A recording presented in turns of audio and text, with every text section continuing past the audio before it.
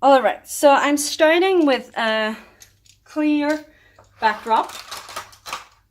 I'm sorry if I'm making noises. That's just some of the nature of this thing. And I will always photograph in sessions, so I will never just take one shot. I usually take a lot of shots, and I switch up my design a lot. So I will always start with the paper in the center, but if I know that I want to build texture using a fabric in the background that's a little bit more muted and not as prominent, I just open this up and drape it on my backdrop. And I decide on a side, and the nice thing about these things is that these are very transparent, so it still shows the texture underneath, which is something that I like to use a lot. So I don't want to use an opaque fabric here to, if I have a backdrop that already has a lot of texture on there. All right, so then I will use my paper. So today I feel like using a big cotton piece and then layer a gray piece on top and maybe do like a black piece in the center. So I like to layer a lot.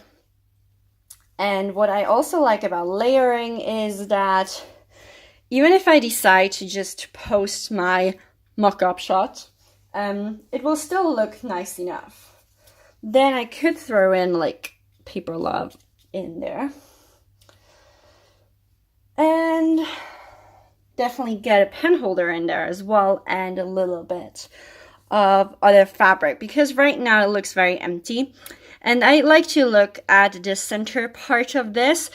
Again, I have mentioned there's a lot of people who like to use like thirds and stuff for their pictures, but I really like to center mine a lot, which is just something that came with time. I always try to do like thirds and stuff, but I always ended up liking the pictures when they're centered more. And the cool thing about having them centered is it's super easy to then crop them in thirds or whatever rule I want to follow that day. All right, let's put this in here as well. And we could just use a pen holder and throw that in either above or next to it. I feel like this would be quite a nice shot already, but it doesn't have enough color in there, so I want to throw in just a touch of color.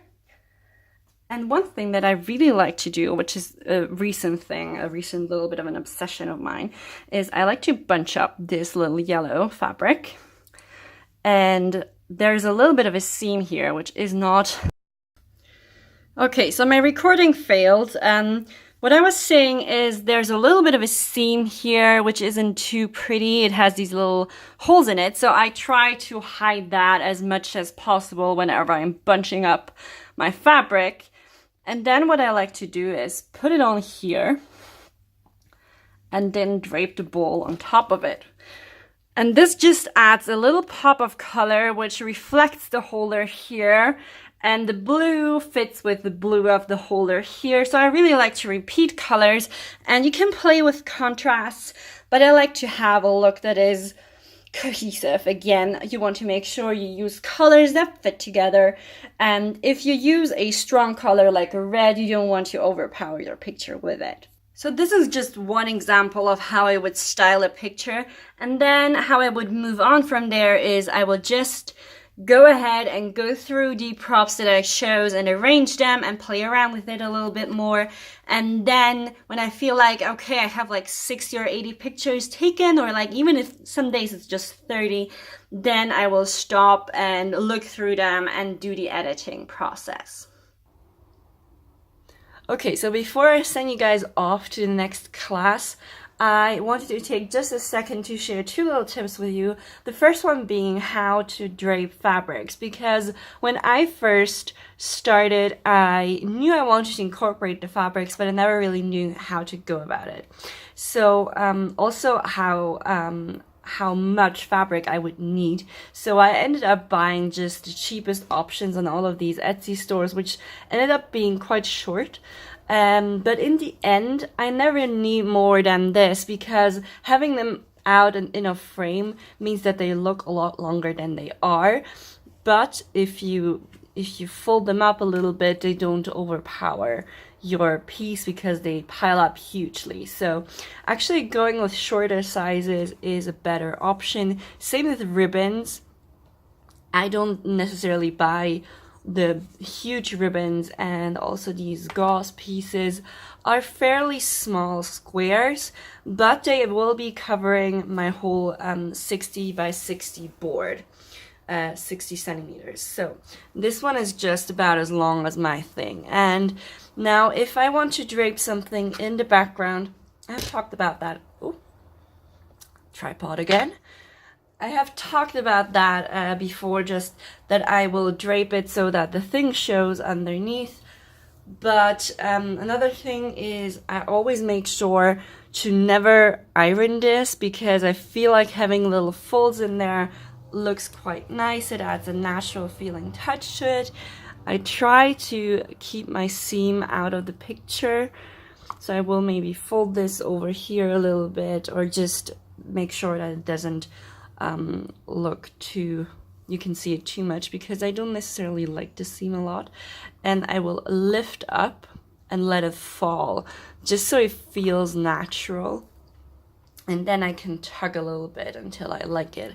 So this is just how I drape a huge piece of fabric that I want to sit in the background. I will just do this pinching and letting it fall motion, so it creates a little bit of texture and more interest than if I was just laying it down super flat. Now, if I'm working with a fabric that is pretty stiff, like linen, you can do stuff with it. You can turn it like that. So if you're not having a spool, to create an effect like it was coming from a spool, I like to twist it at the ends and then let this fall. It doesn't look as amazing as I wish it would when when you're using it from a spool. It looks a lot better. But you can create these curls which look nice. But whenever I work with the linen, I usually lay it flat, because I feel like it looks quite nice if I have it flat. And obviously my settings here are so that you can't really see the texture too well, but I can bring out the texture in the editing. Now for these soft fabrics, these are just scraps. As you can see, they are super uneven. So if I were to lay this one down, it would look a little bit weird. So what I make sure I do is I try to work with this more bundled, and creates basically a very similar thing than I do with backgrounds, where I just turn it a little bit, let it fall, and then arrange it like that. And sometimes I like to have them overlap. If I have a piece of paper in there, I do quite like to add the paper under one of those fabric layers or not. Now, how to deal with the silk ribbon is I usually will remove it like this, where I try to keep the curl so I can use that. Sometimes I will just stretch it out a little bit, but I do really like the curl. And here you can see it naturally kind of unfolded as I moved it a little bit, but it looks quite nice with this little turn here. And also like how it ends at the spool here. And sometimes I will include the spool, sometimes I won't, but really this is how I will try to arrange my my fabrics and my ribbons, just so I always want to make sure that I look at them and try different things. Like I will start by laying it flat, and if I see it doesn't work, then I know I will have to work differently. So if it's a very light fabric that's see-through, it usually makes more sense to let it fall. Something like silk falls beautifully naturally, which is something that I always like to experiment with, letting stuff fall, not the expensive pen holders, but just like fabrics, etc. Now, talking about pen holders, one of the things that always annoyed me was stuff rolling off, and I found a solution to that, which I want to share with you guys. So let's say I have this pen holder here, and as soon as I lay it down, of course now it doesn't roll. Oftentimes it will roll so that the nib isn't facing upwards or like sideways, which is super annoying. And this one, yeah, obviously when I try to demonstrate the rolling off, it works. Well, sometimes you're lucky and you can arrange it like that, but something like, then there's something like a brush, which always rolls. Well, today I seem to be mastering the rolling off. Well, usually it rolls away. So if it rolls away, if you're not lucky, one of the things that I found was amazing to use, now they rolled good, is a kneadable eraser. If you're dealing with pencil lines, you most definitely will have used one of these before. So this is basically an eraser that is like Play-Doh. And what I like to do is I like to get a little piece and roll it into a sausage and then just pinch off that little thing, make it into a ball. And now having this gray on gray is great. Now I can find my piece. Well, let's get another one. Sorry if this is super chaotic. All right, so I have this little ball. Oh, here it is. So I have this little ball. And now I know that obviously whenever I post a brush on Instagram, I will usually hit the usually tag the brush maker. And people always ask what brush I use for stuff. So obviously brushes usually have writing on them that tells them exactly that. So it's quite nice to showcase that by finding the place that you want on the front and sticking the little thing, the little ball that I squish into this oval elliptical thing, like piece of a sausage. And then you can press it down.